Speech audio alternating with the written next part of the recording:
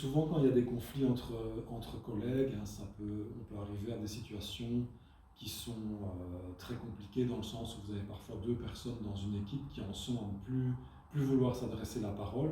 Là, on arrive à un stade élevé déjà de conflit.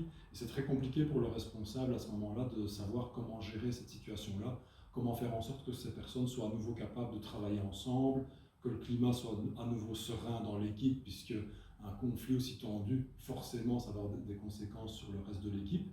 L'idée, enfin une des clés en tout cas, c'est d'essayer de dépersonnaliser le conflit. Le piège de ce genre de conflit pour le responsable, c'est de se dire mais qui a tort, qui a raison, est-ce que je dois donner raison à l'un plutôt qu'à l'autre et au nom de quoi? Ça peut être très vite compliqué pour le responsable parce qu'on peut, un membre de l'équipe ou une des deux personnes impliquées dans le conflit pourrait considérer que le responsable prend parti à un moment donné. L'idée, ça va être d'essayer de dépersonnaliser le conflit en essayant de comprendre comment il est né, qu'est-ce qui au départ fait qu'il y a une tension qui s'est créée entre ces deux personnes.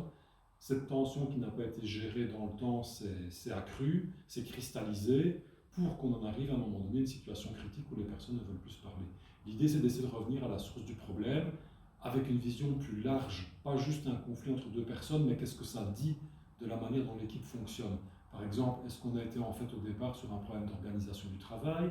Est-ce que les tâches ne sont pas suffisamment clairement décrites par rapport au travail de ces deux personnes? Est-ce qu'elles ont le sentiment que l'une empiètre sur le territoire de l'autre? Ça peut être ce genre de choses. Ça peut être lié à des conflits de rôle. Ça peut être lié à des logiques d'influence dans l'équipe, parce qu'on a un certain flou, par exemple, au niveau de qui décide de quoi dans l'équipe.